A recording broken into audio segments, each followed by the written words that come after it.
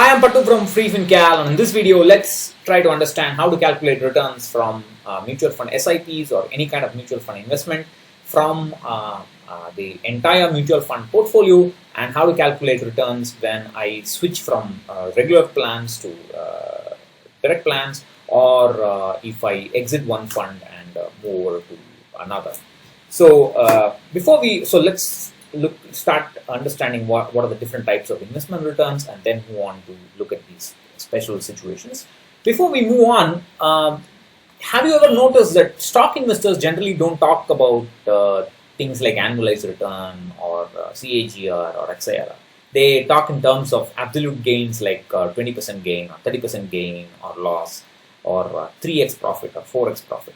The reason for that is calculating annualized return for stocks is kind of difficult, especially when there's a lot of corporate actions like dividends, buybacks, bonus shares, and so on. But you don't. If you're still interested in calculating the annualized return and comparing it with let's say a mutual fund or an index, what I recommend is, if you're in direct equity, whenever you buy a share, you buy imaginary units of Sensex or Nifty. Whenever you receive a dividend, you assume you got a dividend from Sensex or Nifty, and calculate both of them, the annualized return in both cases, and find out how good a direct equity investor you are. You can do that with the tool in the description box. It's a XIRR calculator for stocks, which takes into account all kinds of corporate actions. So let's get started with the return thingy. So let's say I make an investment on the 1st January of 2014, and let's say it's 1,000 rupees in some equity fund, and the value on 1st January 2019 is 5,000 rupees. So absolute return essentially is the percentage gain. So we say final value minus initial value divided by final value. That's the percentage difference, and that is 400%. Right? So that's it. That's the absolute return. It's of no use because there's no time involved. There's no time factor involved, and I mean the problem is that SEBI warrants that all gains or losses that occur within a year of within 1 year of investment should be reported as an absolute gain or absolute return, or a gain or loss, and therefore it is used. But other than that, it's of no use. Don't worry about it. It's of not much use. Now, the annualized return or the compounded annualized growth rate is a measure which can bring into account the time involved. How much? So this is like 5 years. So it brings into account the time into the picture and tells you how much your money has grown. Now, I can show you the CAGR in this itself, but I don't want to do that. I want to give you a slightly different picture, actual picture of how the CAGR works. Let's say the investment was made on 1st January 2014, and date is January 2014, and let's say the return, or let's say the annual return, and this is the investment made. This is 1,000 rupees. I'll change this to a number. It's 1,000 rupees, right? So after 365 days, the annual return was, let's say, minus 12%. You have an equity fund and it's given you minus 12%. One more 365 days later, it's 25%, and that's that should be enough, I think. And so let's say that is 8%. So now what has happened to this 1,000 rupees investment? So after 1 year, this 1,000 rupees would have become, because of this minus 12%, it would have become 880. It would have fallen down to 880, and after 1 more year, it would have become 1,100, and after 1 more year, it would have become 1,188. The question is, what is the what is this annualized return? What we are going to do is we're going to do a little bit of fudging. We are going to, this is the actual annual return, and we're going to replace these variable annual returns by something known as the annualized return, and I'm going to set some number for it. We will change it. Let's say I'm going to call it 3%. We will change it. So let's put this in yellow because that's the fixed number. And then I'm going to set the same 3% for here and here. I'm going to take this 1,000 rupees and put it here just for convenience. And I'm going to take that 1,000 rupees into 1 plus that.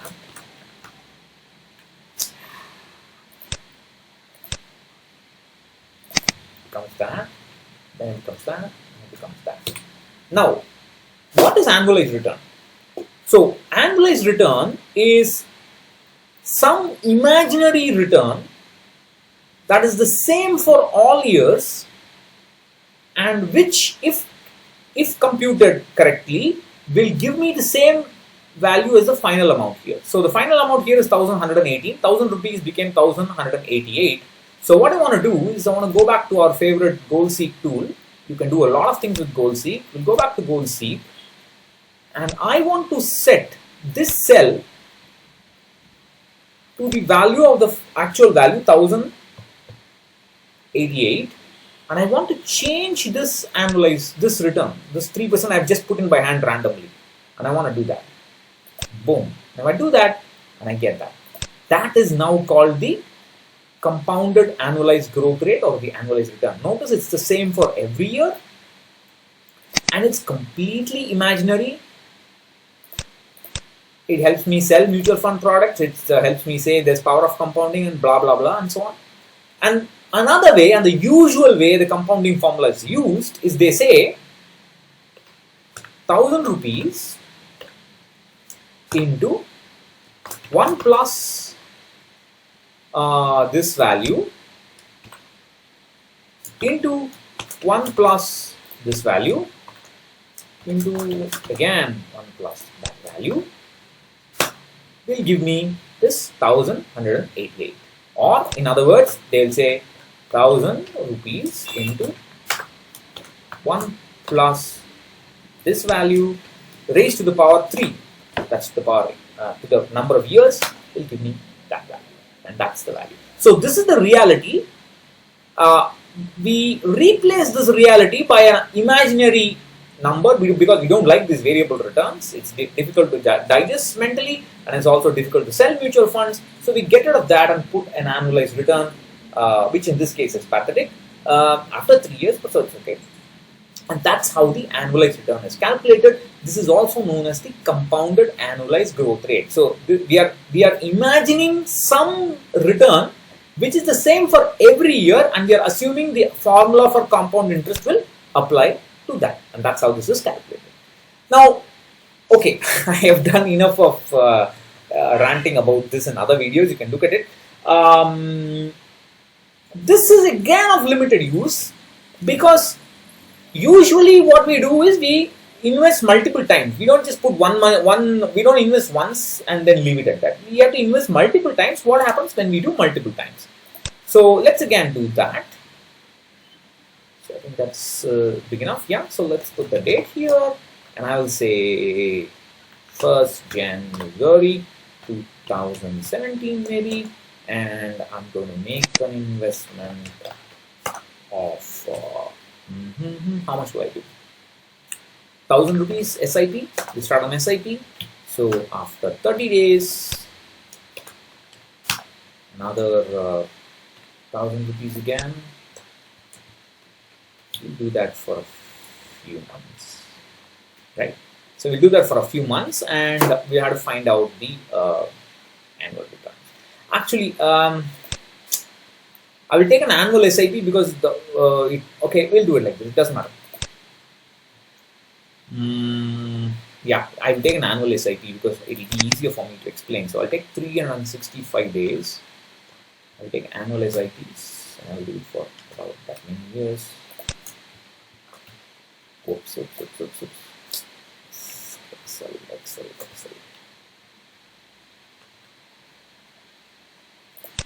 We'll make this 1400, so it's easier. Let's SIP one more time. Okay, that's it. So that's all spaced by 1 year. That's the SIP, and we're going to calculate that's 31/12/2017, and let us say 1 more year later, the value is how much is it? 1, 2, 3, 4, 5 became 6,000. That's the 6. Now I want to calculate what is the annualized return in this case. What will I do? So you now use. I don't like showing Excel formula because I hate that because it doesn't help people understand what's happening. But let me first show you the formula. So we use what is known as the internal rate of return or the extended internal rate of return calculator. So all you need to do is type this equal to XIRR of, put all the values and the dates. But before we do that, because Excel wants you to represent it in a certain way, we have to put the inputs as minus and the output, that is all the investments, we put it as minus as convention, and what we get out as we put it as positive. So XIRR of all the values, comma, the corresponding dates. You do that, bam, that's your annualized return. That's your XIRR or an equivalent of annualized return. It's not exactly that, it's a measure of growth. Don't put too much importance to what it is. Now, to show you how this is actually calculated, so again, let me quickly tell you. So all the inputs, the money that we put into the instrument are given negative values, and the money that we take out from the instrument is given a positive value. Dividends are handled differently. I don't want to get into that now. Let's do it. So in order to understand how to calculate this, what we do is to find out the duration. We define the duration as the amount of time in years, the final date minus the date of investment, that is the number of days elapsed divided by 365, that's 5 years. That's the duration. Sorry. Excel.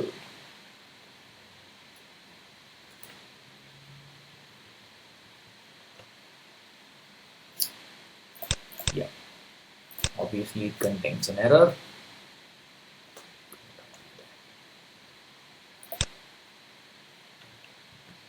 There you go. That's 4. So first investment, between first investment and last investment, 5 years have elapsed. Between the second investment and the last investment, 4 years. 3, 2, 1. Right? Now, I want to again define some imaginary return. Let's call it 3%, just like last time. And I'm now going to use the compound interest formula. I'm going to say 1,000 rupees. So I'll just put a minus because that's minus, like into minus become 1,000 rupees into 1 plus this imaginary return to the power this 5 is that. Don't worry about what it is, let it be something. Now I'm going to set the same imaginary return for every duration. This is crucial. And then I'm going to again calculate this into 1 plus this return to the power that duration is that. And then I'm going to take that, copy that. Then I'm going to add everything. Sum of all these numbers. And this is this number, so I'll put an LO here. And so this is of course something else. Now what I want to do is, again, I'll go back to our favorite goal-seek tool. I will say this cell should be equal to the maturity value of 6,000.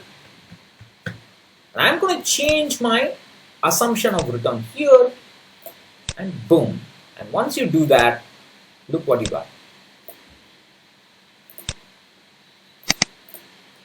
Every one of those returns is equal to now the XIRR that we calculated using the XIRR formula. So this is how XIRR is actually calculated. And so we are basically assuming that every SIP installment grows at the same annualized return, and that annualized return is the XIRR function, and that's how it's done. So this is how the three returns of absolute return, the annualized return, and the XIRR work for different situations. So I will not trouble you too much about again more with how these works and so on. Now we will go and look at actual calculations. So I mean, what shall we do? Let's say let's take one more sheet. Expand this also. It's too much. There we go. Say date. Start an SIP 1/1/2016, and that is SIP for 500 rupees. And this SIP is now, let me space it over 30 days. Because I wanted to show you that annualized return, I had to. It's easier for me to show you 365-day SIP, but now we will do more realistic numbers. That's again 500. We will now copy this down. How much is it? Okay, let's say one more. So what I do is that's enough. Now I'm gonna set some value. How much does this? How much? Let's make 25,000. Huge number. Let's have nice XIRRs, imaginary XIRRs. So let's do XIRR again. XIRR of all the values. I hate this. Oops. God, I hate Excel. This Mac. Switching from Mac to Windows, it makes me forget the keys. I had to go back and forth on the control and the Windows key and so on. So that's first all the values, and then you have to choose all the dates. Close the bracket, and you have that. Whoa, that's some 184%. 184% annualized return. That's huge. Like, yeah, okay, let it be there. Okay, maybe if you don't make it down, drop it down by 10, and then it becomes 0. Okay, make this 5,000. Again, I'm very bad in guessing. 68%. Fine, whatever. Now, now the thing is that if you notice the entries, it only tells you the amount you put in and the final value. There is no mention of the NAV, right? So the beauty is, suppose after doing this, you took this 15,000 and invested in another mutual fund.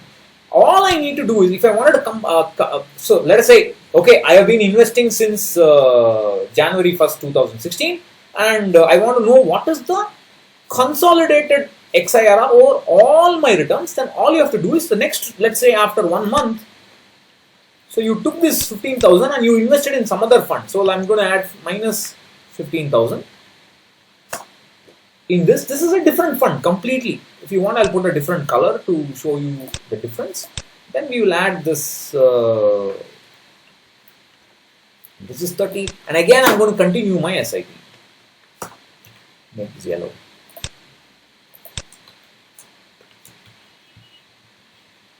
And we keep doing this for some time, and then one more time on the 16th of March, whatever, it's still not there.